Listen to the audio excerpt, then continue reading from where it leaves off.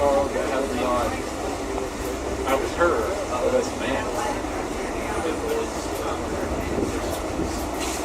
was, you always gotta watch out for little spots. It's not just stuff, like our car windows. One time I saw this sign that said, I was here as a man. Something, I was here as a man. The wind is loud tonight. I want to be half asleep on a couch with you, wondering when storm or nothing. I am high, waiting for you to open eyes. I know lightning when tongues touch. I am a want to be held, leaving Omaha 5 a.m. Think you know how I feel. My ribs ask the tar in me, where did you go? I am the farthest thing. Be here, here, here. I want to kiss every you are I can, and everywhere I can't. Who am I when I don't see? Where am I asleep in your car, smelling morning in Marlboro from the buzzing interstate, blasting every Drake song I've ever heard. Hey! Own it. Who would like to read some poems? Everybody, Jason Hurts is going to read some poems. And I want everybody else to be thinking, I'm going to read next. Love may or may not be in the air. Actually, love sucks, right? But it keeps happening, and that's all right too. I'm gonna sit down now. No. I love you in like a non-weird way. You in the love book? I hope. Yeah, I'm in the love book there. Oh, Mr. I Hate Love. We're all in the love book, and I think that's the best thing about it. I have 4 poems, and I'll go kind of quick. The first one, Rags and Feathers. There's a Leonard Cohen song, Suzanne. I think it's a cover, or an old song where something about Suzanne. She's half crazy, but that's why you want to be there. And Rags and Feathers from Salvation Army Counters. And that's what I was thinking about. Most Salvation Army clothing goes overseas. Fabric recycled for dozens of other uses. Shirts become boudoir curtains. Silk keeps holding the paw game of bite marks and wet glances. Though ain't none of it in the city, town, just feel the west winds, the iron scoured by prairie dust.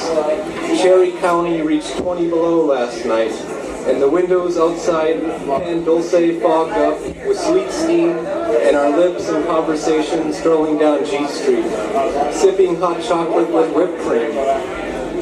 You wore the red flowered dress. I believe we found time in the golden lit dusk become moon silver tracks on the riverbank, stoked multi-dimensional sources of electric knowledge, finger-tapped fires to animate tongues, to aspirate bass lines, and sugary rhymes to repeat fine litanies of national bombs. Love me after the cliff-faced octagon Moloch, float, spring's memory green. Perhaps tomorrow will take us past simulated centers. I plan to cook paella and put white wine in the cooler.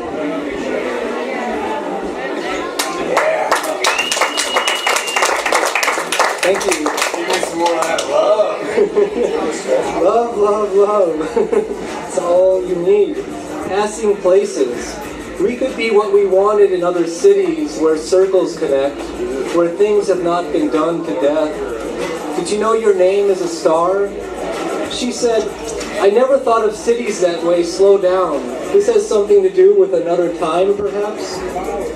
There are invisible cities amid murmurs of deep water. There is a heart. There is you, for example.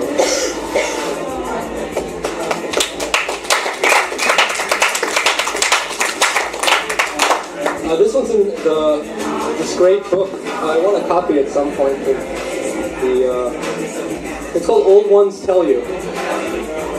The other side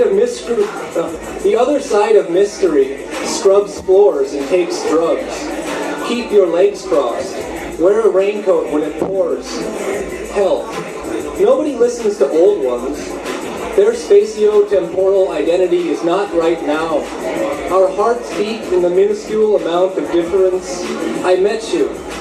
Our hands touched. Closer. I remember the fatality of gold in your eyes. My God, some days.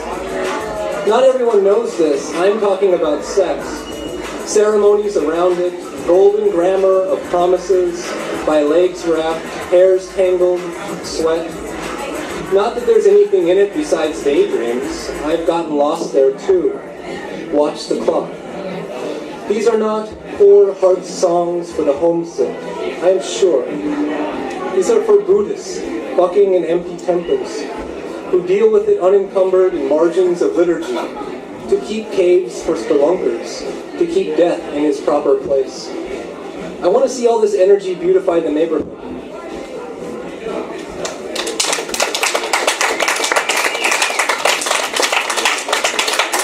Okay, this is my last one here. It's titled, Love and I Need Work. I've done it a few times, loving somebody. But you know, I don't even love my body. It stinks. It gets kind of achy sometimes. Maybe body-to-body sinful moan is foolish, though tasty, touching hands and lips and hips and wet.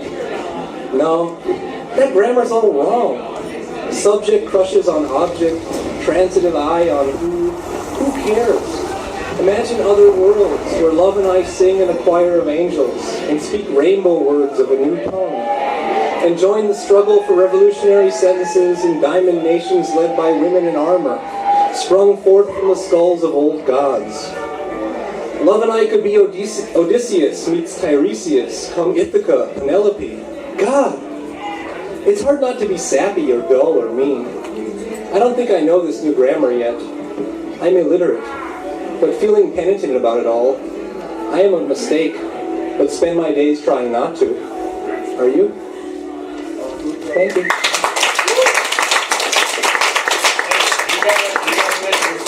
So I'm going to read 2 poems. This first one is in one of the love books somewhere. It's called Days You'll Be Late. I love to watch you dance alone, eyes closed and clumsy, smiling at something pleasing you. Not some imaginary dance partner like I do, but of violets and lilacs and roses and all those other poem flowers. She has always been beautiful, graceless, and tardy. I've never once seen her open her eyes.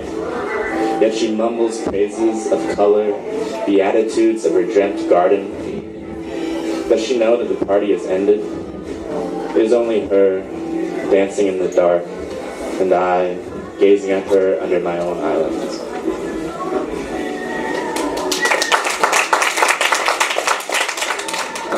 It's called, I Am Just Here for the Stars, Not the Sky.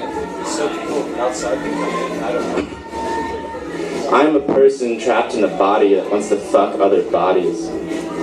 I'm a soul lost in a mind that can't remember how to do anything else but love you. I'm a boy playing God in an empty room to the unending applause of fever. First a hum, then harmonious echo that might sound like the end of the world or the blinking of my eye. And for a moment, in that din, in that solitude, your image somehow. I am drowning under the moon, which tonight, like all nights, is the archetype of that special beauty which only something far away can possess. I'm a 20-year-old who can't remember the last time he touched someone. I am searching for the last word for the feeling that winter is permanent. I am spying on my little island something no longer meant for me. I am tired of the show going on. I am the last king of Babylon. I am Narcissus in a convex mirror. I am just like every other man.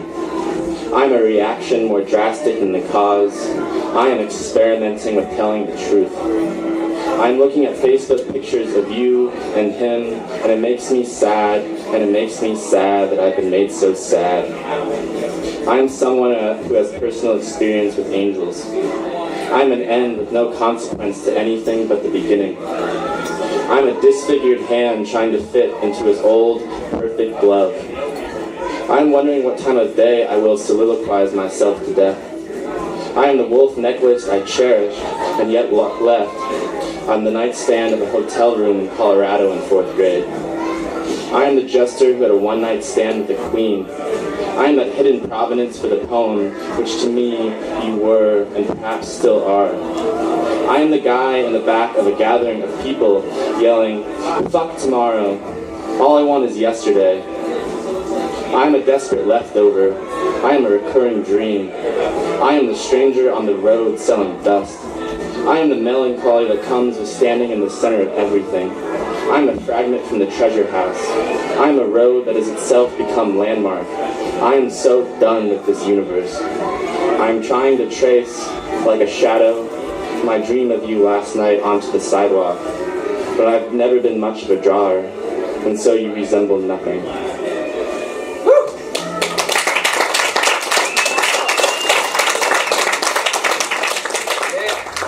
If you're tired and want to sit on, you can sit on the floor up front. But if people want to kind of stand, squeeze together, hold each other tight, so we can get more people in. Tired, you should let yourself be passed by the new man for the good of the world.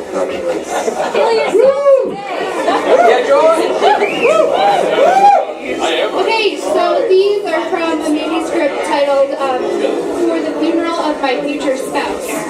They're not really positive love. There's no such thing as positive love. There's magic in kissing more than one person in a night. Being wanted by strangers is better than the way you will throw your arm around my shoulder when you wake in the middle of the night. My mother rubbed my tongue with raw sandpaper after her best friend told her that I forced her daughter to kiss me. I will tell you how cold my hands are and how I never feel warm until I decide to leave your bed.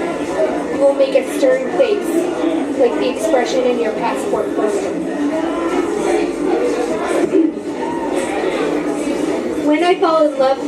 When you fall in love with me, I won't own any shirts with pictures of vaginas on them. I will be sitting on a plank floor explaining to you how I don't know where anything I own is gone. Bits of leaves will be stuck to my hair. Your eyes will be looking at everything except me. My shirts, the ones with vaginas on them, will have been stolen by some young artist. She will cut them into some smaller sizes to wear them to a party. When you fall in love with me, your hands will be busy holding on to someone else's waist. The next thing you should read slowly. I don't know if I will ever have that feeling for you. I will be too busy looking for the lost and stolen and trying to replace the bits of leaves you pull from my hair.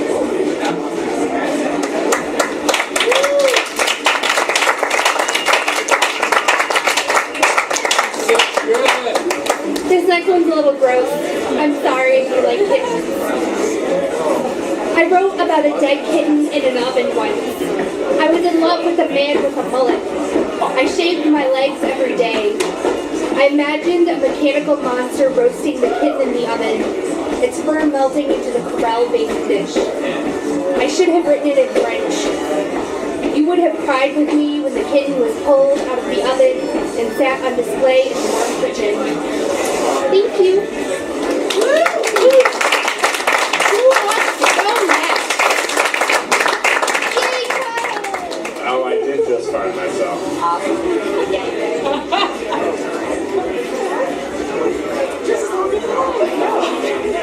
This is a love poem. There's also a I don't know, sort of a pompous French alternative title that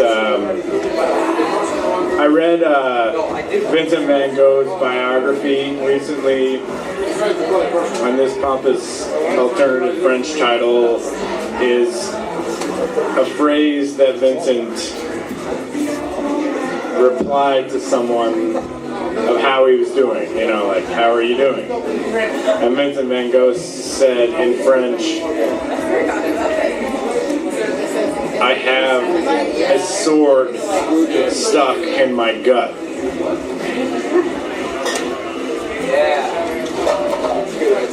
So So this is a poem called Love Poem. I can stick 1,000 dicks inside my mouth, all cheeks and teeth, gum rubbed, bodies fill the throats. It's a single giant cock with a said smile song, fibrous necked, swayed a blister here and there, a simple did to do, or have to have, or a palm tree isn't a tree. Smack penis talks, round and round, speaks eternally destroyed. Stand of lemon squeeze, costs a quarter, I don't mind. Saw you ate some water at the turn of the century of lungs. Saw that street corner you finger banging the literal shit out of that Dalmatian's ass. Innocently enough. Tough, tough, tough. Cold saber on paper, puffer wound, exhaler, described air, every corner mouth, bubble, poems, its hesitated moment of being a failed explanation, pleading, sighing, whispering, thinking, never care.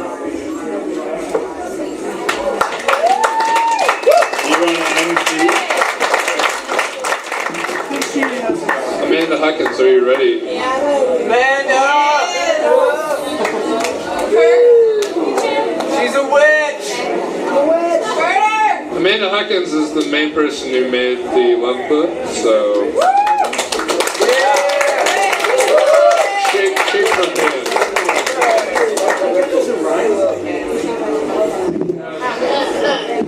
Okay. I'm gonna read a bunch of poems. Not a ton though. Alright, this one is called Ultimate Big Punch.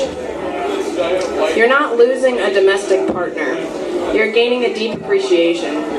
You're not losing a confused correspondence. You're gaining a heartache. You're not losing a collaborator. You're gaining a collaborator. You're not losing a drinking buddy. You're gaining an increasingly happy memory.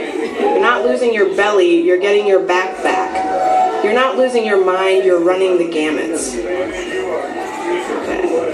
Another poem coming up.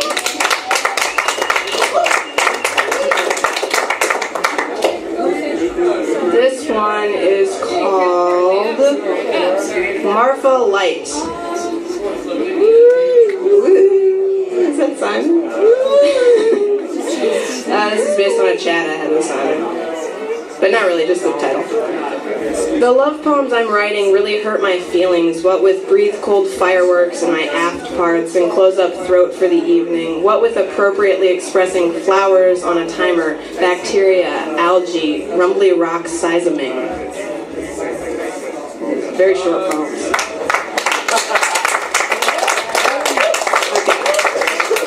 Here's another short poem. I don't know if it counts as a love poem, but whatever. Yeah, I think it does. All poems are love poems. Thank you, Trav. Okay, this is called Hey, You, Get in My Bed and Sleep.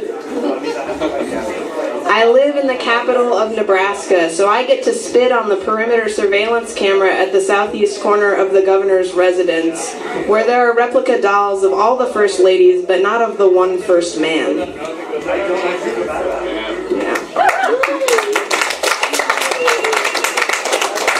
Okay, now this poem is the one that I put in the book. Okay. Already attempting to paint poems like Goya going deaf. People singing threats all the way from the hidden side of the hill. I say, I don't want to get much older. When I drive, I feel like the driver of my childhood car, smashing everything. I'm so good at tiny demolition, saying I hate you over and over in an email with the words I'm sleeping weird. I don't hate you, loosely steering my behaviors like a combo of good sweats, queuing up hormonal responses. Every young man in this building is attractive, and it's putting me to sleep in the sense that I want to die. By luck, I read Adrienne Rich telling her lover and me that our hands are fit to carry out the violence to end violence, and it causes me to shake and step back out of traffic. Okay, I'm gonna read Okay, this is me. It's in volume 6. It's called Peace. I have the touch. Touch is that thing that I'm able to tolerate from another person when I'm passed out drunk. I used to love restaurants until I got sick at a little kid's hot dog place on my 6th birthday. Or actually for some time after, until I realized that they exist for the specific purpose of encouraging people to talk to each other while they eat. Now I can barely stand the goddamn things. I remember the early 90s when crime and teenage degeneracy were at their height, and vigilante erections even higher. There were the more you know PSAs, encouraging families to eat dinner together at the table, so they could talk and that way magically cure crime and teenage degeneracy. I became a drunkard and a fiend to avenge that, but the family still insists on talking even after I pistol whipped the clerk at 7-Eleven. I became deathly bored with sex as soon as I had had it with the same person twice, some 12 years after I lost my virginity. And actually sometime before, when I realized that as soon as the subject came up in junior high school, it might be literally hours before anyone would shut the fuck up about it. Or when my father cried at the beauty of my 15-year-old cousin's shotgun wedding. And when he tried to force me to dance with my other cousin at the reception because he thought children dancing with each other was all Hallmark and such. Or when he insisted on meeting a girlfriend that didn't actually exist, while I was on secret mission, arming the killers of Yitzhak Rabin with the only bullets that can kill lizard men, and simply had no time for love, or more precisely, no other love but the understanding arms of my fellow lizard men. I've gotten over it mostly. I have a wife that I bought on my drugstore credit that I keep in the war cellar, while she inculcates my heirs with the power to fire my blunderbuss with the accuracy of Mark Brunell's 22 consecutive completions against the Houston Texans on a clear day in September of 2006. In 2009, I had my wife installed with termite trees on drugstore credit, so that my heirs now number the millions and counting, masculine to a man, and to a man endowed with the power to sever carotid arteries with frosty straws, ruling Bozeman, Montana with an iron fist. I rule on a throne of skulls. I fuck the virgins of Bozeman, Montana as a tithing practice from the people in the quinceaneras, male and female, and those who are already degraded are fed to the wife without remorse. I force my slaves to till a field of blood with no hope of yield, until they go mad from the revelation and are forced to realize that far from being in any sense an alien or third world pastime, the game which we know as soccer is in fact highly steeped in the very Anglo-Saxon Protestant culture that supposedly forms the basis of pure Americana. I have fooled the world into believing that Noam Chomsky is a reality, when he is, in fact, simply a manifestation of our own deaths. I have invented damnation. It is only by the rules of my reality that hatred of left-wing academia should be seen as in any way irrational, when in truth it is simply the infallible premonition of our universal purgatory. There is a life after death that awaits us all after we die for the first time on October 28, 1943, and that is to be fused in one body to our desk at Binghamton University, writing our thesis on how the magic school bus is written to legitimize gunboat petrodiplomacy, static gender roles, and the Augusto Pinochet regime. I have trained myself to eat pure stalks of grain straight from the root, clear out in the farmlands long abandoned for filler of myself, where there are no eyes to see me defile myself so. If I brought myself to ask Jenny Watkins to wear my sophomore football jersey before homecoming in 1995, that could have all been avoided. I have seen the peace that my exhausting mother dreamed of, while she held her newborn babe in her arms. It made me feel more violently ill than when I immunized myself from the mutated pest, and I felt no relief until I held my blunderbuss in my arms once again. Only then did I know that the war shall last forever, and the justice of our Lord Jesus Christ shall prevail.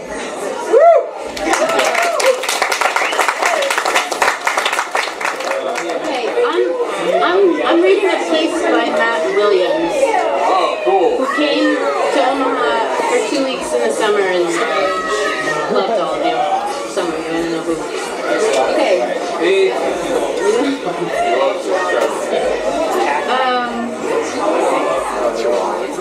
I don't like these little blips of limbo, transition on planes.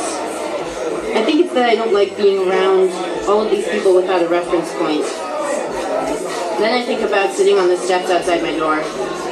Sometimes I exchange words with people walking by. Sometimes we say things to each other.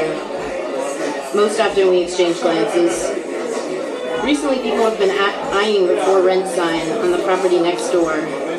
They ask me if I know anything about the unit, the cost of rent, how many bedrooms. Is it just the top 2 floors or also the ground floor and basement? I say I don't know usually. I'm holding a bowl of yogurt, fruit, and peanut butter, and I have coffee sitting next to me. On one occasion, I feel comfortable enough to tell the woman and man how much we pay per month. Maybe it's a similar unit. I'm sure this further level of comfort stems from the fact that this is where I live. I do not live on a plane or in the airport of the place from which I am traveling. In this case, it is a Southwest flight to Portland, Maine, and BWI Thurgood Marshall Airport. But I am a type, and the people are a type in both places, outside of my apartment and in this state of limbo between Baltimore and Portland. They are all types who are different from my type, so it must be home. Home is a strange and new word to say to myself and others because until now, I haven't had strong associations with it. I think of home and Baltimore and a person. I think of Meg. The idea of needing to explore the unknown or to experience the exotic becomes partially dismantled, but not completely delegitimized. I think of Omaha. I think of Teal and Neal and Paige in Omaha. I think of roots and their importance. For myself, though, I am also careful not to confuse roots with an unconditionally positive association with them, though of course this is possible. I think of going over to my aunt's house after work. She lives just north of the city. I have to drop off apartment guides for my cousin Joey. They are from my mom. He likes to read them. I think about how stopping by is not really all that much of a source of comfort.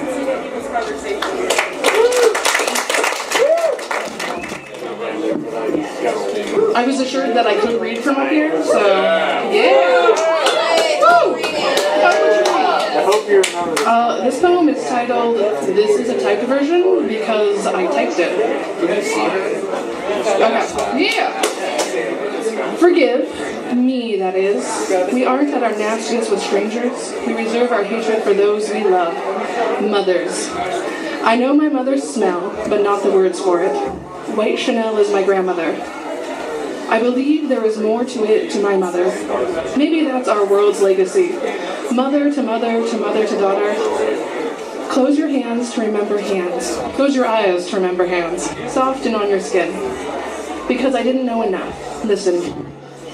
Because I didn't know enough, and neither did you. Is this the legacy, really?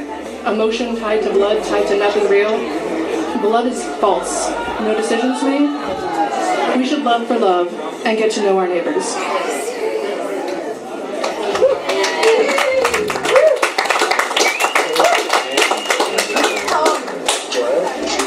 You've got to understand, I am a creature made maudlin by rage. I am like sea glass, worn down by powers I cannot hope to understand. Smooth and silky and soft, deceiving. I remain whole, yes, at a cost. When your fists batter at the door like the wind, like waves crashing, hoping to overtake, I slip through your fingers, leaving no marks. I would beg to leave marks, to leave you as changed as I, if you could but stir such strong emotion. Not now, not again, not even the sea's fury can break me. What if I told you that in a room of a million faces, I could stand amidst the silence and speak without hesitation as long as you're not in it? That you're the only one that can make the knots in my stomach play tug of war, the only one that I could reject, then obsess over regret, fail myself, you. Turn away. Don't listen. I've been kidnapped by repetition. I've been VCR recording every moment in my mind now, playing them back, only to find the past replayed one too many times. I close my eyes in an attempt to escape reality, but find myself 10 centimeters away still. Dreams are more comforting than the conscience, because when I open my eyes, I see her lips dance to the motion of her mouth. Now the description puppy love doesn't seem so offensive. Now all my suspicion is more qualified than I could have ever hoped. And now every paper cut I throbbed over, flip-flopping between our ending and our beginning, seems unworthy of throbbing over. My feelings are twisted like the Nightmare Before Christmas, a romantic mixture between Disney and a horror movie, yet I'm sticking to being picked up by these acidic Cinderella stories and Tiny Tim and armies that approach to provide comfort while simultaneously corroding the meaning of caring.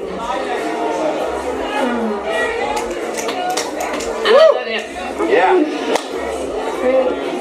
With all of their falsity, staged out strategically until eventually there's no ground around me but a fantasy where love is nothing more than a fleeting fairy tale, and Romeo and Juliet were users and abusers of words who would twist and turn the word love until, like a screw, it was stripped of all of its meaning, empty. I am guilty to the possession of emptiness. I attempted to obtain pleasure as a substitute for love, but emptiness still echoed with every knock whose knuckles made scars across my soul where I ran, my 2 bare feet over pebbles, pavement, and glass, towards a fleeting semi-truck calling daddy, but he left me in the door to my heart swinging, inviting for a replacement like a drug. Pleasure became a band-aid to a battle wound. I was trying to replace my heart with a cork to stop the bleeding. You were a cork to stop the bleeding, and I was begging you to beat. My heart can't even speak, so what's the point when I breathe if I can't even call myself living? I am finally admitting. So this time, I will let the pages unfold in my hands, finally recognizing the fact that the past is printed permanently. And here I was thinking that I held the plot in my hands, as the hands holding me caused an earthquake, begging me to wake up and recognize I can't squeeze my circumstances into submission, thinking I can schedule my way into a meaningful existence when I've already... And I think I can schedule my way into a meaningful existence when my scheduler already predestined me to be innately extraordinary. I don't have to worry about being perfect, because perfection is in the digression of the ordinary. So it's okay to hit an earthquake, because that crumbling is humbling, so my heart shakes and it shudders and it struggles to utter the actions necessary to accomplish anything I'm going to remember. With a little faith, I can write my own destiny. All I need to do is turn the page. Thank you.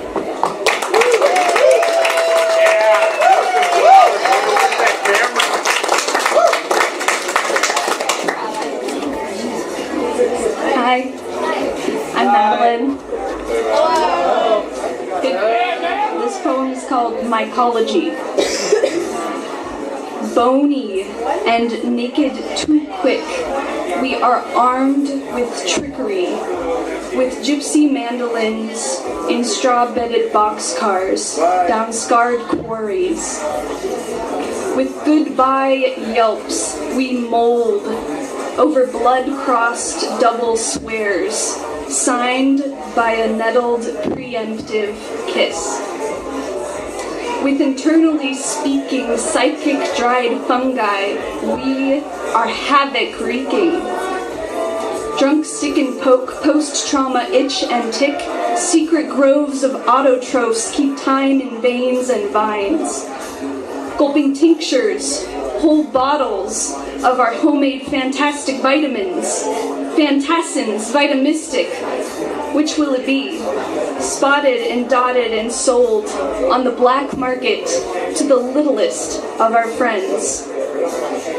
Capillaries, white banks of mold, like the sandhills, its dancing cranes, chanting dervishes in orbit, oh, with hypnosis and purr, and octopi fingering their beaded curtains of embryos. A love-powered bicycle chain, holy men know only one direction, being. Occultist mycology, the compost and the fecal matter makes for rejoicing.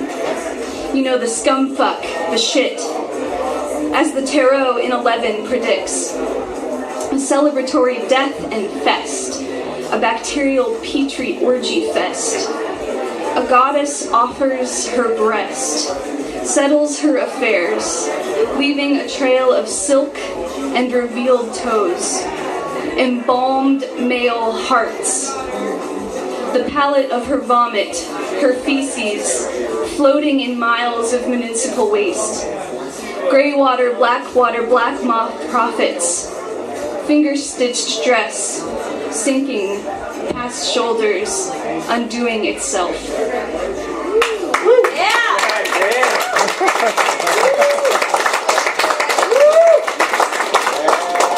Well read. All right, Amen. read the second poem. All right, one other poem, if that's okay.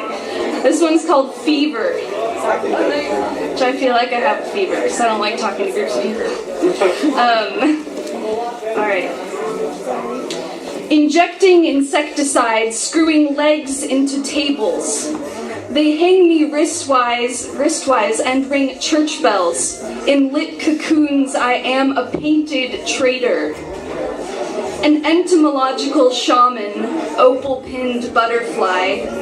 Schlepped in a cubed U-Haul, we rub ourselves with bark, like hissing eyebrowed raccoons. Sounds like a dumb king who, with entirely eats babies. Every part, slurped like a clam or a blowjob.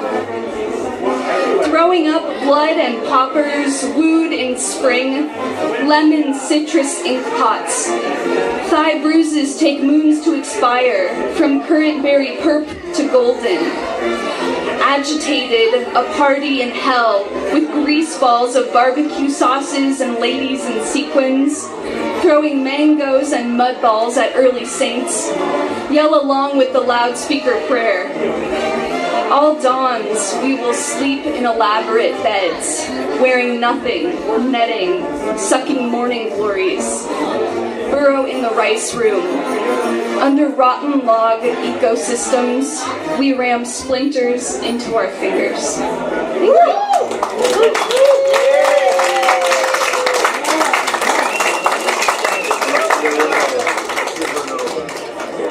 Steppa in from Hawaii. All right, this is a love poem, and this is a love poem for the love of my life who is in the phone right now. Yes. And she's beaming in from Hawaii. So everybody say hi. Hi. Okay. Let's say hi again. So this poem is called Love This Giant. The marching band is like really weird. Okay, but anyway, we'll go. Be old of time and the end be attendant. Bellow me in the harshest bracket or softest voice, let me be found in that ferny camp. In the curl of your ear, hidden, tittering, wizened dove, I don't know safety, when to shrink into, when I should have grown into my seed a whole season of eating. We lived instead, are living together.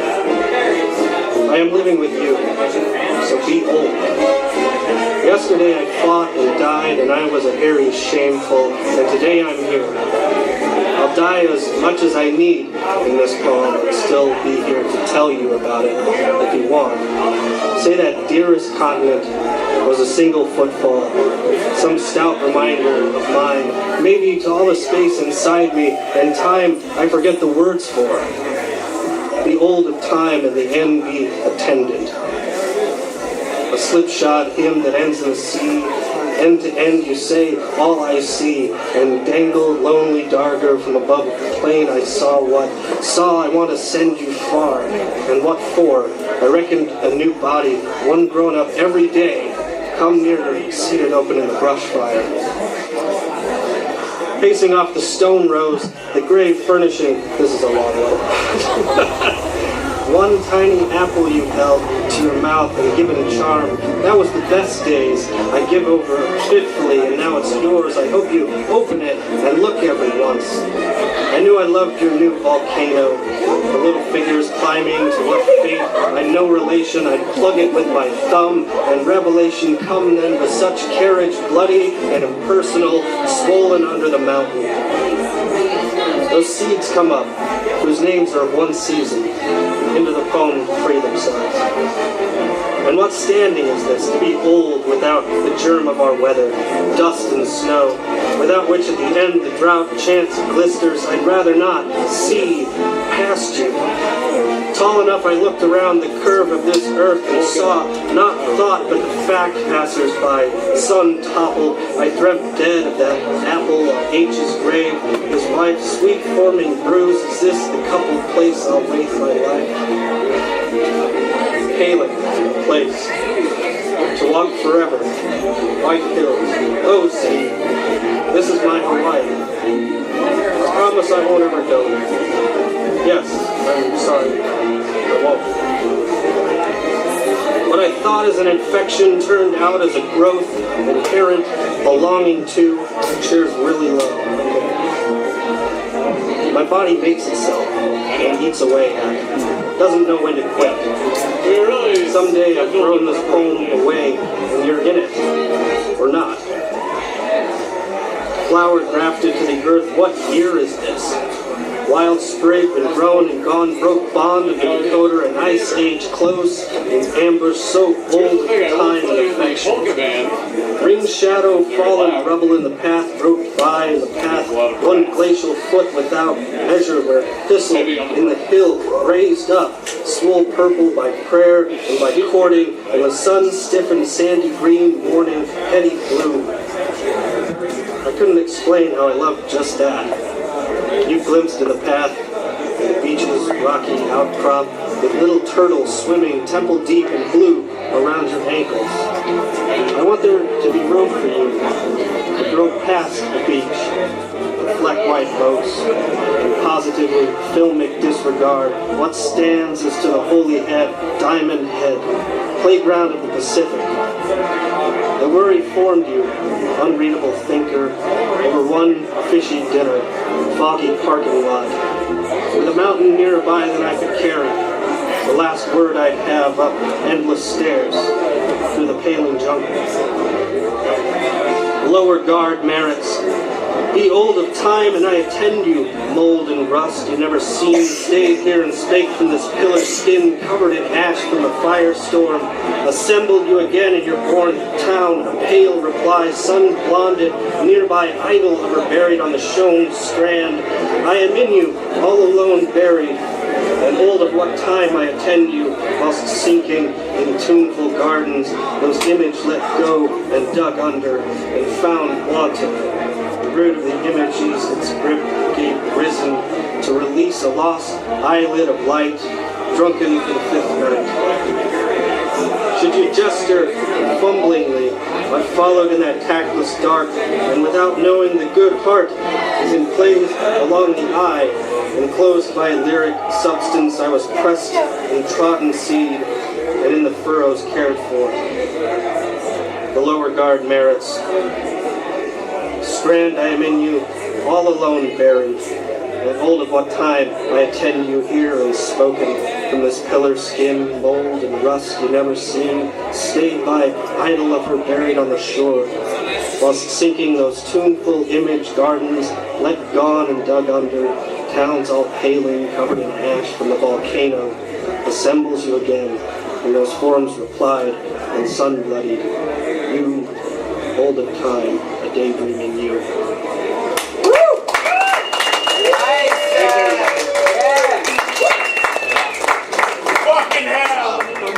Alrighty. I'm Genevieve Williams, and I'll just keep it short. I'll read 2 poems. 11 Ways to Get Over It. Do not flinch when a whale bumps the bottom of your boat off the coast of South Korea. Believe her when she says, I hope I slit my throat in front of you, and do not turn your car around. Know you are absurd by the pile of items tossed onto the passenger seat. Underwear, toaster, a jar of turmeric. Laugh maniacally, pound the palms of your hands onto the steering wheel, scream into the rattling vents. Do not answer her texts. Say she is a jackalope. Say she is the rabbit speaking in unintelligible whispers. Say she will kill you if you let her. Do not pry away the gun pointed to her temple. It is only her hand. It was only ever her hand. When you wake to quiet and a spray of yellow leaves, do not think it was a bomb that went off. You were only in her bed as she slept off a bottle of McCormick's. Slip out the back door, defeated and done with it. Kiss her shoulder, sweep the sweaty strands of hair behind her ear, and leave your key in the center of the table. Lock the door, turn off your phone. Pretend you do not need. When a nice girl offers to cook you dinner, say, I don't have time for that. Stop pretending you didn't know. This was not like lupus. This was no slow-to-form butterfly rash. You knew it from the first fight you had in Paris on the 5th floor when she stood on the ledge outside the window and tripped back inside, breaking a bottle of wine. And you knew it was doomed, your socks seeping up purple from tile as she stumbled backwards away from shards of glass, your shaking hands. Pretend you are a wolf. Really pretend. Say the glint of your eyes in the dark proves it. Make people think you're crazy. Do not say she is the ghost that took up residence in your heart. Do not say stupid stuff like that. Stop believing in ghosts, metaphorical or otherwise. When you see a glow-in-the-dark deep-sea fish on TV, don't think of how she used to say she was sure she was one of those things reincarnated.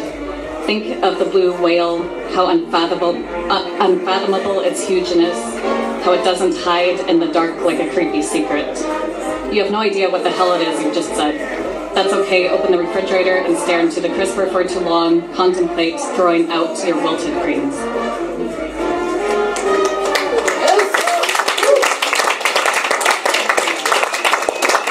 One more, and this is the one that's in the book.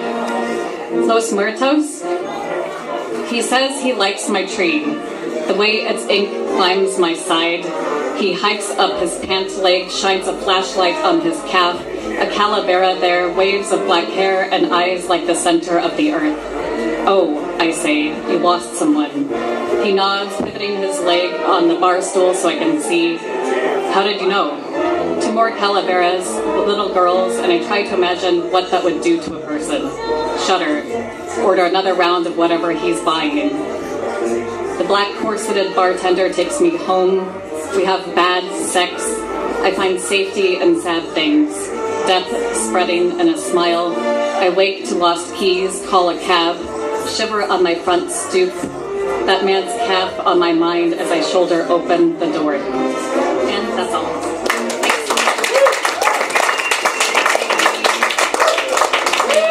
Angry to your human garb, because your eyeglasses emptied on the nightstand blinked so unguardedly I wanted each night to lick the lenses, because each invisible chord of your zombie trance guitar wilted another cog in my starched clockwork, because I can't shake out the drawers of my brain with your scent varnished in them, because nights modeled under a fern of porch light, choking twilight, untangling swamp moss from one another's fur. Because your mouth, my mouth, your hands, my hip bones, my lips, the girdle of your shoulder, the rafters of my feet, your flexed soles, your right kneecap, the slick of my underthigh. Because the rustle of translucent garlic husks in the strainer of your sink paraphrase the white static of magnolia petals efflorescing. Because you showed me how to scallop bourgeois dumplings into clean chrysanthemums, coax a hatched chrysalis from the seam of a wooden chair. Because j'écris un manifeste et je ne veux rien. My French is also terrible as my dancing. Because 14 years later, I kept the miniature airplane you folded out of an Earl Grey packet, your letters scrawled across a map of Florida. Because the parrot of my accordion panic pleaded in the sharpened wings of your migraine. Because I wanted to bandage my hands with your handwriting, like the chainmail glove protecting a butcher from the edge of his own knife. Because, as you reported from the mouth of Morning's burrow, my sleep was curled so still and white you woke searching for a pulse. Because, knees wreathed in salt-clotted hair, I would follow the cleft of your shoulders through the soapy waves, through each fixed revolution of sun.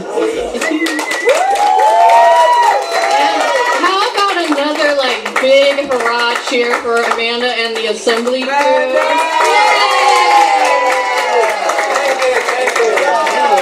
This is called Be Your Own Beacon. Tentatively, this is for Rachel and Amanda.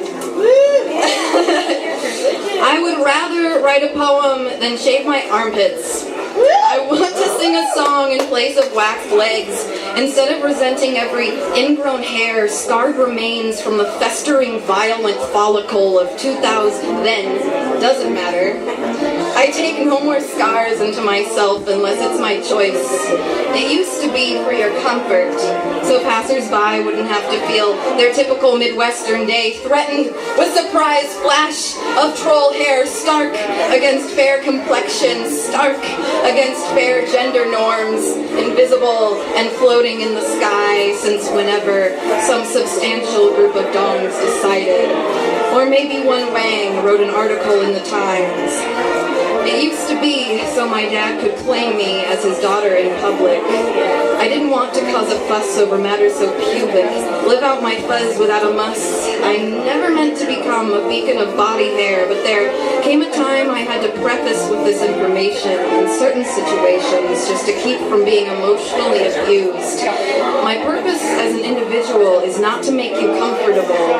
I was not born from a vagina to be a vagina, perfectly manicured and prim, prancing about for the conformed delight of the erect majority, electing treat my wants like a minor itty kitty fart in the radiator. I've grown too smart for this. Can think into meaning of small comments and actions, asking when I'm going to show some self-respect.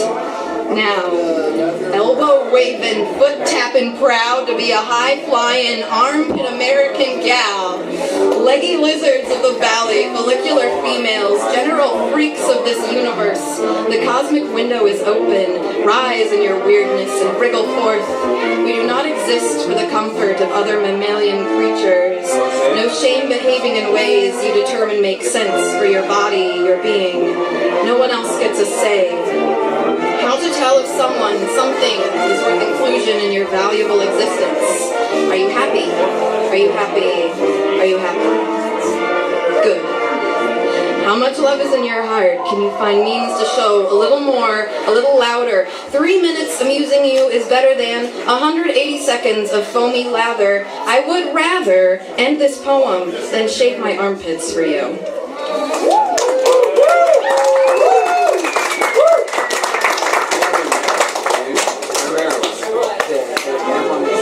I think this will be my last poem. It is called Woof. Anything can be a poem. Write it down, not later. Don't let judgments stop you. Every day I try to do better. If you're not trying to do better, you're doing it wrong. If I'm not trying to do better, say, Lindsay Han, you need to be trying to do better. I will say, okay, thanks. I am the most tolerable, chill-minded individual in the anywhere, yet I don't know how any one person could handle me. I live off weed and fingertips. Perhaps I need someone shake me, eat something, sleep, pee. You know you have to stop typing this poem. Maybe interrupted, I would eat the face off that person, and maybe it would taste like poetry. I think I could handle a person. Maybe. You look like a tentacled god. I want to put my lips on your lips because they're bulbous. I don't know if I can have a BF because I only answer to creativity. You have to plan ahead with me. I could have written so many poems. I'm wearing the same teeth as yesterday. Could wear them into tomorrow. Can't always leave my brain behind if you ask me to lunch at 2:30. I wish I had an attic and inheritance. I don't know that you would be invited. Just dogs. Woof. Until then, I like your laugh. I Want to taste your personality through your face.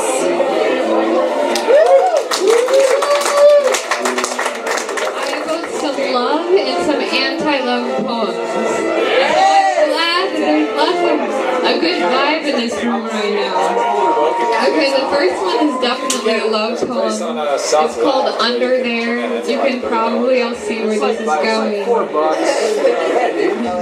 Under there, the blue hanes and the black with the purple dots.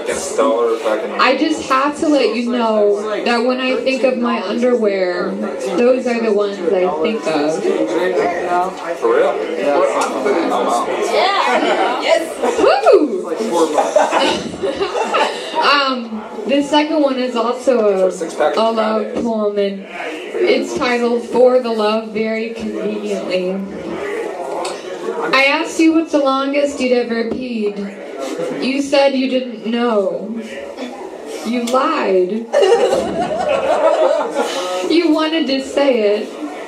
You're scared like me, like everyone loves underwear, knows it maybe to themselves when they fold it clean in the room, maybe put it on top of the pile, it's warm on their chest, fingers linger on it a little more, maybe always buy 3 more pairs, have that much on hand. My favorite is underwear. It makes me feel like a little bitch, but really it means is I feel like a person. I mean a person someone doesn't like. I mean an assertive woman. I mean maybe a vague idea, a word feminists reclaimed. I'm a feminist. Can't not be. I'm the Libra type. It means I don't look it.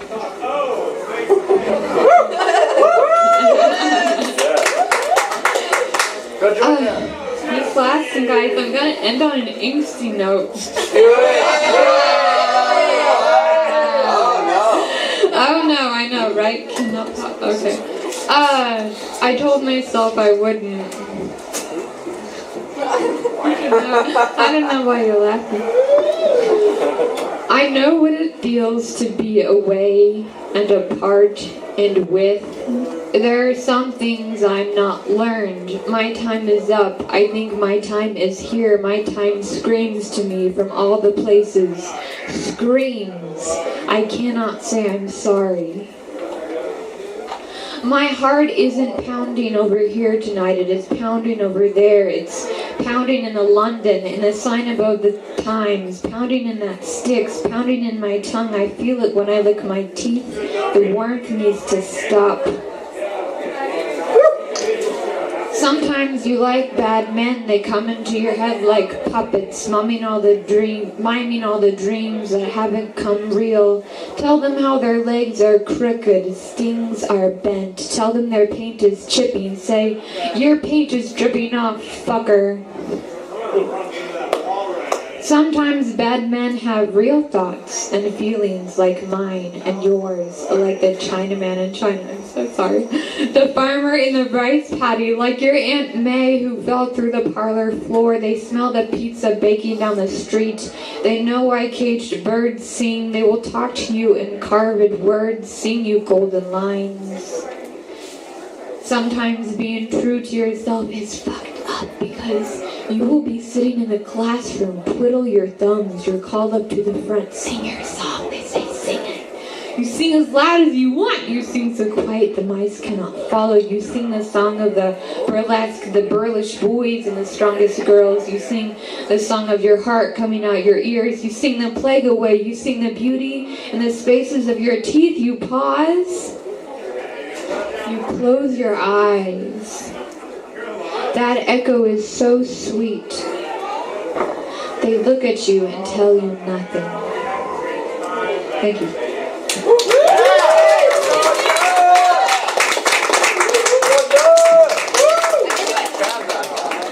This doesn't have a title. There are times when we sex that I can tell you pooped recently. Not all the time, but sometimes. You will smell a bit. There will be some left a bit. And I'll look at it, that bit, on your bottom, usually around Greenland, assuming your bottom's a globe and you're a crack with prime meridian. And I'll know I'll love you. I'll know I love you because you eat a balanced diet, which I can tell because of the bit. I'll know I love you because you probably also know you've pooped recently, and know you smell, and know you've left a bit around Greenland and don't care. I'll know I love you because pooping is intimate, more intimate than sex, and you've shared it with me. I'll know I love you. I'll know I love you. I'll know I love you a lot more than a bit.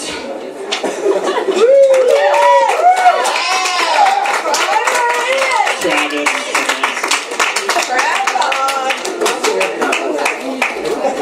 Yes, that was funny as shit. This first poem is titled "The Earth is a Short Bloom." Georgia knows. It's a very new collection. This is the first of the new collection. The earth is a short bloom. What is this? What is this? I mean these bodies we're in. Us ethereal energies.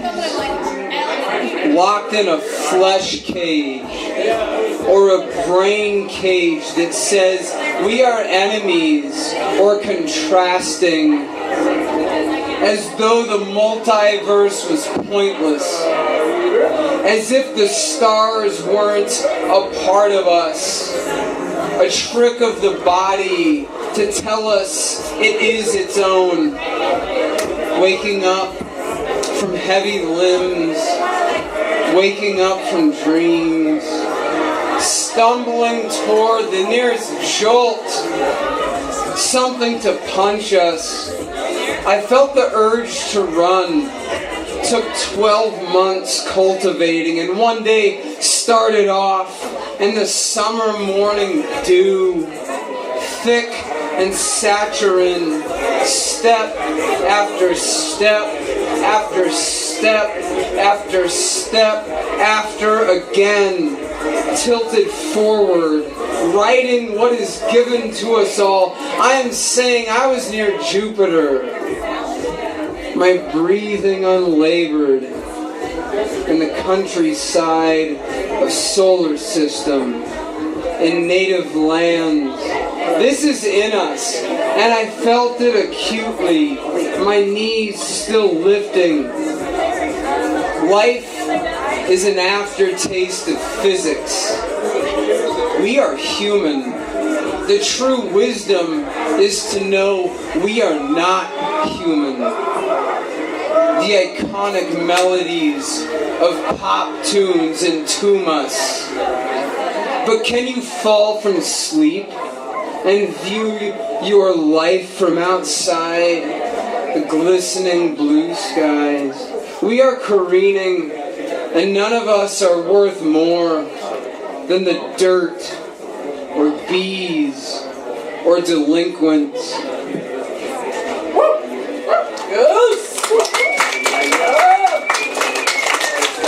And these next two poems are from the Love Book. And the first one is called "We've Come a Great Journey for Love," Jason. Yeah, they're the fucking best. Hey, Jason. Hey, Travis. Do you see we will die from this human physicality, and we do not know what it will be then? It seems simple to understand this unknowing. Does not make me fret or panic or ulcer. Is just what is just. Tongue kiss the death coming for me. I can't shake the love out of my pants. It's stuck in my skin. Can you know this moment oozing itself? It is the same moment you were harvested from the elements to produce a knowing. I want to travel everywhere we can. I'm a moon kid. I'm a space renter. I'm a true curiosity. Hey! This next poem.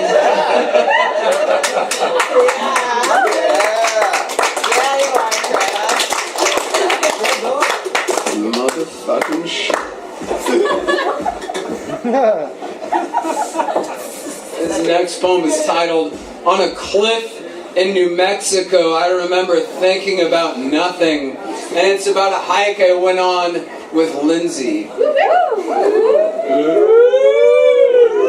After the slow rise and losing the trail, thorns in the side of boots, yellow fusion low in the south, shining in the eyes of squinting mountains, we knew where we wanted to go.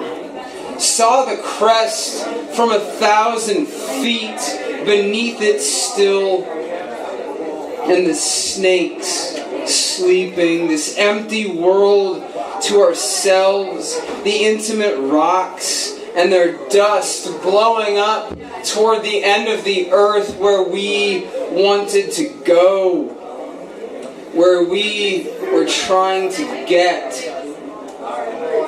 Stocking caps on our heads, day packs filled with things people need, surrounded by wind, filled with music, a faraway beard and girl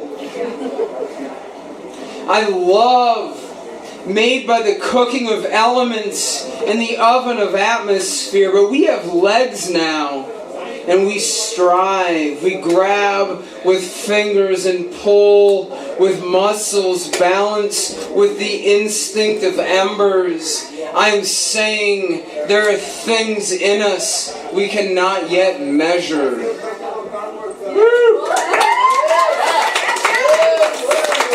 This last poem is dedicated to anyone who's ever been a high school student. And it's titled, Someone Asked Me Why I'm a Poet, Why Anything? A quick bath for my blood, 2 shots of bourbon, dark blue jeans, plaid shirt, 2 yellow jackets, and a yellow stocking cap. This is life in 2014, Central North America, days starting towards summer. Everything's still faking death. I'd like to howl for us. I'm shouting every morsel of life is beyond anything we can understand, and language won't get there, so we morph to money mode. I'm saying we don't know what else to do. And it breaks me to see our chances wadded up and tossed away like this skin was too much. Billions of humans running toward the mousetrap.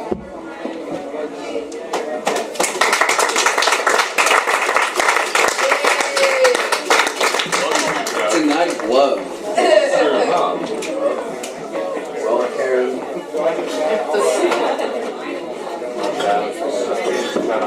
I'm gonna channel you, Travis.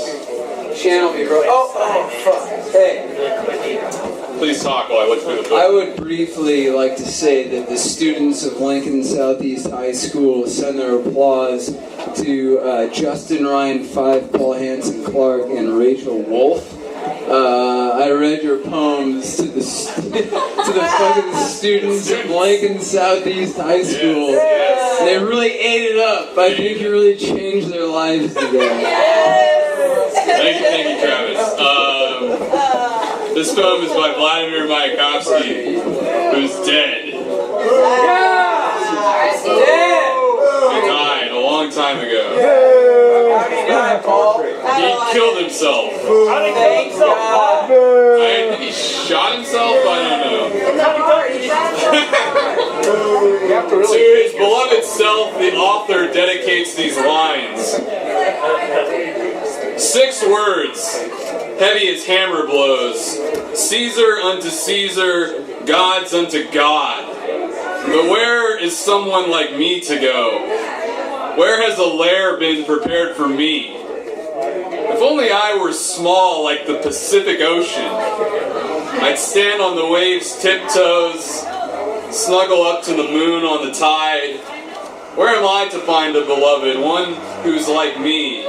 She wouldn't fit in the tiny sky. If only I were poor, like a billionaire. What's money to the soul? She's got an insatiable thief inside for the unbridled hoard of my desires. All the gold of all the Californias wouldn't suffice. Oh, to be tongue-tied, like Dante or Petrarch. To light my soul ablaze for one woman, to order it to smolder away in verse. My words and my love would be a triumphal arc. Through it, the mistresses of all ages would pass with great pomp and without a trace. Oh, if only I were quiet like thunder, I'd whimper and rack the earth's decrepit cloister with tremors. If, with all my might, I howled out in full voice, comets would wring their burning hands and hurl themselves down in anguish.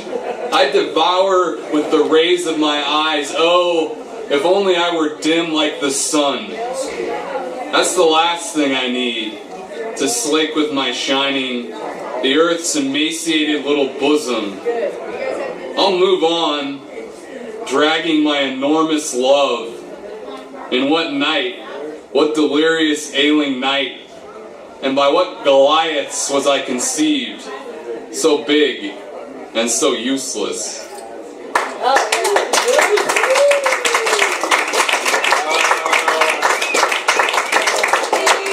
I'm going to read some poems from the book that I did not write. Other people's poems. I'm doing other people's poems. I'm going to read a poem of my own, but I'm reading poems by other people. Both are good. These poems are by Lewis Packard, who I don't know. Thanks, Lewis. Is he here? He's not here. He lives in Milwaukee. What? Milwaukee. Hundreds of years ago. But yeah, this book is tight. Anyone that contributed, get your contributor's copy. Anyone that wants one, get one. Indians. We're looking for donations. But grab one. Anyways, Lewis Packard. That's what it's called? Lying on the runway trying to get run over by your plane. You are sitting alone in an airplane. There is no one else around, and it is a Boeing 747, one of the largest commercial airplanes at some point in time, I think. No one comes on the loudspeakers. This is your captain, Captain No One. We are scheduled for departure tomorrow, and this plane doesn't exist. Oh yeah, you think? Oh yeah! Can you please stop breaking through the walls of my heart? It is your house now. It's very rude. I am stoned eating a garden salad with shrimp at work. It's very good. You plus me is very good. Fan fiction for inanimate objects around your house. You only dig me because I drink your faux gold grills when I melt them in my hot glue gun. And I always wear my watch in stupid ways. So you have to ask me what time it is, and I'll always tell you 15 minutes off. I want to make you late for everything. Teach me how to sincerely apologize. Teach me how to feel things. Teach me how to care about humans.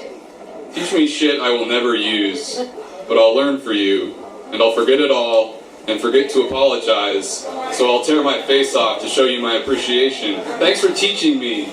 Better luck next time, when you find me digging in the sand, well on the way to find the buried treasure of a lifetime. Every jump shot fadeaway I've ever made. Swish! From beyond the arc, on VHS. It don't get better than this. Swoosh! Fuck no, it doesn't. I can do it, man. Alright, another poem by this. Yes! every single karate belt I've ever earned, and I've never been stronger.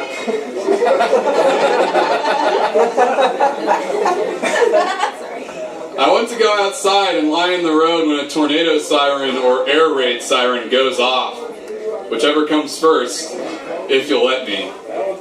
I can be the disused wasp next in your garage that you knock down with a baseball bat. I want to break open and have nothing spill out while you jump back in fear. If you can help me, I want to be locked in the storage shed in my backyard, but my arms aren't long enough to lock the door myself. I need you, like a gif of Kobe and Shaq kissing from the free throw line. Like 20 more Cowboy Bebop episodes. Like the way you look at me when I make fun of you and take a picture. I'm going skydiving and tampering with my own parachute. And yeah, so my only real ambition in life is to be the obscure rap artist blaring from the speakers as all of the Yakuza families meet to call a truce. And of course the Yamaguchi Gumi double cross and take out the competition. Classic Yamaguchi Gumi. And I'm convinced I can win your heart by having extensive knowledge about WWE wrestling in the early to mid 2000s. So I made a time machine, and I'm going back to tape every match. I've got nothing to do these days. I'm sitting in my room making mixed CDs filled with early 2000s thug love songs, and you know I'm being sincere because I started writing all my mixed CDs using Futura. Because you love Wes Anderson, and to be honest, who doesn't? Ha ha ha ha ha ha ha ha. I'm making gifts from the time you picked up a book and spilled all my Coke. Ha ha ha ha ha ha ha ha ha ha ha. Let's watch French films and pretend I don't exist. Oh, yeah! What's up, Paul? Hey, Paul, who's named that juggernaut right there? Lewis Packard. Fucking Lewis Packard. He's from, like, New Zealand, right? Jesus Christ, I bet he's got something. He's from Milwaukee? He's from Milwaukee. Sounds like Well, there's all sorts of bomb-ass shit in these books, so I recommend, like, you get yourself a copy and, like, read all of the poems within. All of them. Because they're cool, and I've read them, and many of us have, and they're worthwhile. This is a poem that I wrote called The Wild Morning Sun. I wake up and breathe in the fibers of life with my nose and throat. I am, as of this week, forgetting a little bit what it feels like to feel wrong and alone. And I'm making an announcement. I'm a child going to McDonald's for a McFlurry. A fucking McFlurry all over my face. I feel the air is what I'm talking about. In the car, Kyle asked Justin if he's ever lived in the same house as a person who died, and a conversation about death ensued. This morning I felt I want to be near you when I opened my eyes, which is a different conversation. I don't remember what happens to a frog. Tadpole leads to butterfly, leads to frog. I wish the stages of life were ongoing and never ending. I want to be touching you. The part of my brain that feels soft, warm, and escaping is the part that houses all the lovely things that just happened. Once I knew this guy named Brett Fraker who was nice to me when we were in the same drama class. But later in life I got to learn what a mean fucker he could be while drinking, and I felt hatred for him. It wasn't long after that he took a bunch of pills and made it so a car was filling the room he was in with toxic chemicals while he slept and ultimately died. A friend of mine's sister had a kid with him. I'm just fucking sad now, thinking about some guy who got mean and shitty when he was drunk, offing himself in his early 20s. This was back when Bush was in office. And I hate that I think about my life in terms of these powerful fucks.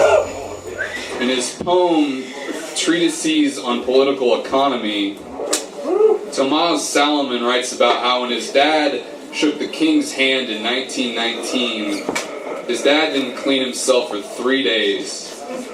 And we are still living on that earth, the earth of kings. I thought this would be a love poem, a joyful proclamation about the warmth of the sun as felt through another human being who I think is beautiful and kind. who makes me excited to touch my phone and use my voice. And yeah, I'm kind of sexy after all. Thanks for making me feel this way. Or what I'm saying is Iowa City is my favorite place for a while. Those weird drunk college kids being all like, "Did you get married? You should move here." Feeling like sitting in a graveyard holding your hand is the most fully loving human magic thing I can be. When we were on the couch that folded out into a bed, and I got to make a wish because some hair had fallen from my eyelid and onto my face, I wanted to make a really good wish because I was, how do I explain, I felt near you and felt like I had to make an actually good wish. Like I would be wasting being near you if I made a shitty wish while I was near you. So what I wished for was to be closer and more loving to my parents, and to use that as the basis for being more loving to all people. People who are strangers to me, and people who are mean. I love the way my brain feels while writing. I feel this light shining on me, like I'm letting my thoughts move through me and treating them with care. I want to feel that feeling in all my minutes. So many thoughts are like my skin is being pulled at by a hook. You gotta think this, you gotta think about this, you gotta think about this, you gotta think about this. I felt it in the darkness after I talked to my dad about the strength of the acting in the movie Blue Jasmine. We talked about the book he gave me, The Tie That Binds by Kent Haruf. I talked to Kelsey about how strange it felt talking to my dad in a dark room while we were lying down. I said it was like when I was 11, lying around in the dark talking to a friend. But I'm 28 now, and my dad is 70, and nothing ever really dies. And I always thought it was cool that was the name of Pharrell and Chad Hugo's band. But Travis just sent me a picture of this dead mantis, a creature that Justin crushed after it crawled on him. And Kyle immediately said, "You're not Zen." And I gave Kyle a fist pound. And before that, I was taking pictures of the mantis with my iPhone so I could send them to Kelsey. So much is swirling all around me.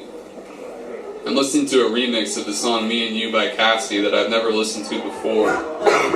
Once I was in a car with Dan and Lisa, and they started singing Me and You, and their voices reminded me that that song exists. Some story they told about getting pulled over holding mad drugs but not getting in trouble. Dan is in Des Moines. I thought maybe I should see him when I was driving back from Iowa City, but I didn't. Once Moss bought mushrooms from Dan, and me and Moss ate the mushrooms and had a good experience together. Once Dan talked to me about how his dad is dying and how stressful that is. That painting of Pope Innocent by Francis Bacon is in Des Moines, and I went to look at that too. I was so happy to hold Kelsey's hand and look at that Rothko that's in Lincoln. We walked into the next room, and I thought the painting on the wall was by Basquiat, so I said a bunch of words, including the word Basquiat, but it turned out the painting wasn't by Basquiat. It was by a Native American artist who I do not remember his name, but I really, really hope I get to watch the movie Basquiat with Kelsey someday. I just think it would be a nice experience. I watched it once with my friend Tyler Beek, and after, he made the Pogues song Fairy Tale in New York the song on his MySpace.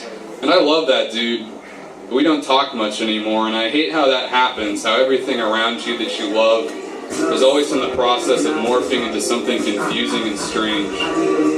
But sometimes nothing makes me happier. I'm just trying to grapple with something. There are cars driving by. My eyes are greenish blue. My mom's name is Linda Clark. That's what I said to some of my friends when they met her this weekend.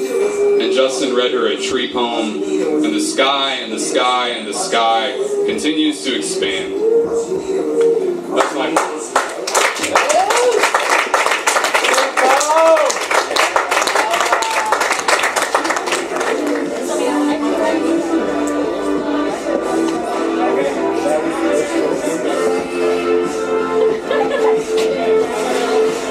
This poem is called Copenhagen.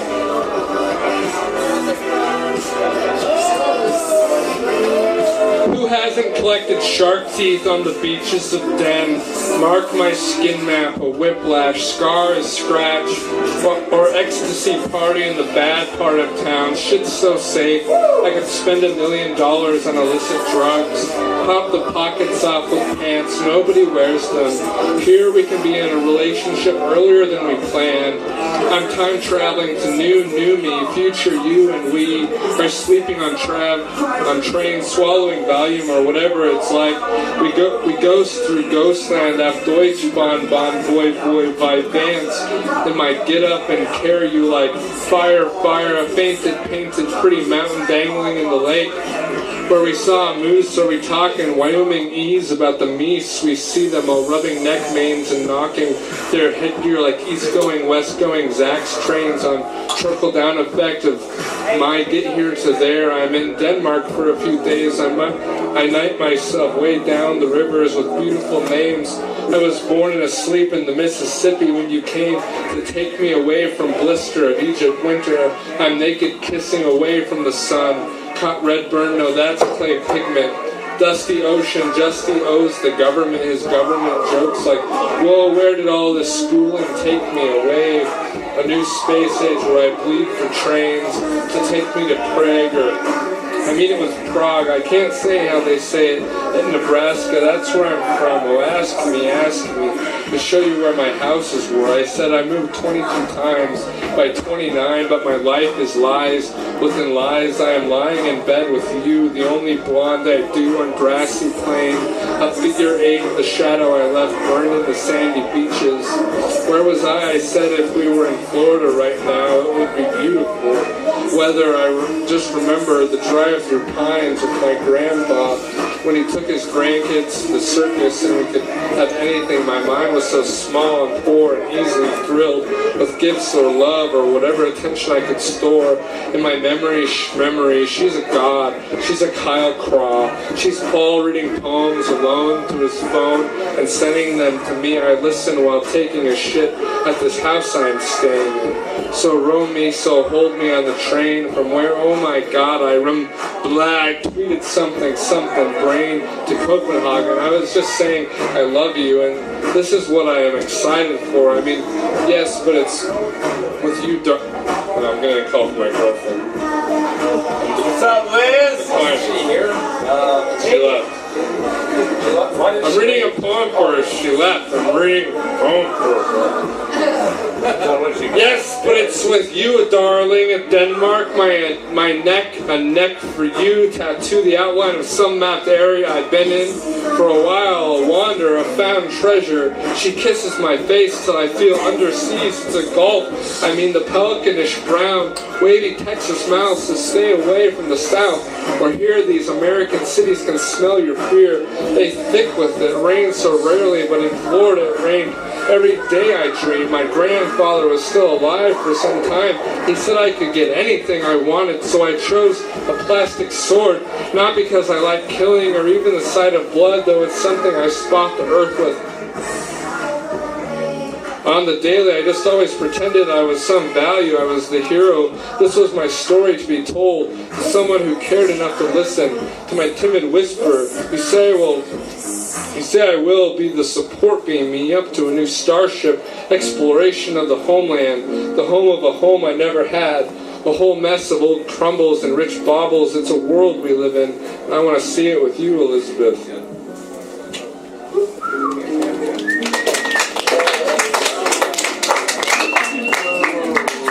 This poem is called Zubara with Liz, Wednesday, October 11th. You're gonna follow that poem up soon? I got 2 more poems. Oh, man. Spending my bank account on moderate pours of Jameson. Let's go to Europe, I yell over the DJ spins. You kiss me and it's all I want, but everywhere. Going to Copenhagen by the mountain goats was going to snort blow with John Darnielle. Whatever his name is. Name this moment, I'm sorry, I didn't come over to eat all your ice cream. Why didn't you just kiss me? I am loud, whispering with my wide mouth, I love you, let's sleep in. Let's go to Chicago and rub our feet up each other's legs. I am drunk and stoned, I love you. This This one was called Pete Rose. I'd walk your hell. Ate a scone, drank a latte. Not sure how I feel. I feel like I ate a scone and drank a latte. Pete Rose said he would walk through hell in a gasoline suit to play baseball again. I am listening to Bright Eyes sing a happy-ish song. It is cold, it is Nebraska, it is October. People talk about sky in October, or when it's not October, they talk about the sky in October. And I don't know, I think I love Nebraska. I think Nebraska is all there is, and everything is the movies or a beautiful memory of some world me as a boy thought existed. I miss ditches and big sky when I'm away for a while. My beard is growing back just in time, I think to myself. And this is the first time in a while I've had a girlfriend. It's going great. I write home to nobody. There's nobody there, or what I mean is I've lived in so many places all over Nebraska. Some girl said she moved 6 times and it was crazy. I hate moving, but I can't stop. I dated a girl once who said she was part gypsy or something. I think she lives in Washington. I gave her my gold Volvo and she ruined the engine. I only saw her a few times after that. I miss her cat. I don't even know what I'm saying now. I guess what I mean is I wouldn't walk through hell in a gasoline suit to do anything really. My life seems like fall and October skies and smells like burning wood, burning fuel, burning Pete Rose's flesh. Why baseball even? I mean, why baseball? I mean b-ball, bass, blue eyes, Radiohead smartphone. Where was I when I first heard a Modest Mouse song? Oh, I remember. The street in town I lived in, talking to this guy I hadn't seen since high school. One time he and I snuck into the art room after school was out for summer and took all the pottery students left behind. I went out to a cornfield to hit everything with baseball bats. It hurt my hands pretty bad, feeling the vibrations through the metal bat as it destroyed art. But I'm wondering, with nearly 30 years under my belt, why am I still thinking about being in love with my past or something? I'm at a movie with my girlfriend and we are holding hands and it's clammy and we duck down in our chairs and we kiss. It's useless to follow plots. Our bodies are hollow and we don't have guts. And muscles and all that shit. Important stuff, really. When you think a body is what you need, or a friend, or a bison who's your friend, or all animals are your friend. Right across the great American desert, they say it is beautiful in the Great Plains. And it is.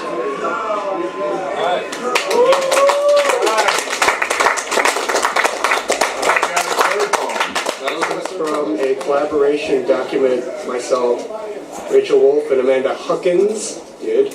Woo! Yes, myself. And it's called Perf. Perf. This is Perf 5. What makes us real witches is any two of us combined to equal a perfect person. One of my opposites, and I'm one of yours, Queen. Perf 8. If you say green apple, I hear tomato. Touch my wet sock, and shallots aren't raspberries. If I could grow hair on my foot, eat a lot of food, fuck a lot of dudes. Probably a slogan.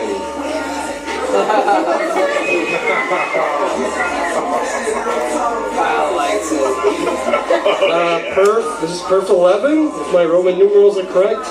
Oh my god, I want to watch some phenomena! Were we ever in a car all together? Once I flashed forward and felt myself look out a window where I think some terrible events had quit happening. It was at the time, it was 10 or so years ago, now it's closer. This is called Perfreedom. That's not hate, thick in my throat. Every night a different dream. Like she can't eat broccoli because of her gut flora. I'm holding the demigod version of you. In a swamp you're eating ramen. Then a jungle, one eye higher than another. Robin Thicke is my arch nemesis. Yeah, fuck Reverend Dick. Yeah, it's called He Do the Perfs in Different Voices. Fuck lots of marrow. Your which version of me wears me? Weeping, sockless Flora, probably an old life. Refraining identifies a lonely wind. They can't help it. The sinking ship, like a wind. That's not hate, but don't do that. All midway. I should have known. Ceasing faces, now closer. This was called Perf Journal. Is graffiti drawing. Here's a house to live in. Perf looks like he stopped before spelling out cubes to Jess. Is a poem drawing? Embarrassed by the thoughts I've had and things I thought were happening. This is all about ownership. Whose life belonged this pledge? It doesn't matter what legs can do. We'll all fail, and flirting with your boyfriend will introduce. I was trying to help you. I am a witch. I am a witch. I moved aside, and he wrote it right by me. This perf's called Perf Writer. Writer screens, another sleep, contact through content. Thoroughly you are. Fuck the great outdoors, like safely new colors. Hold these. Mind over. Murder everyone. Night for me. Okay, tonight. Thank you.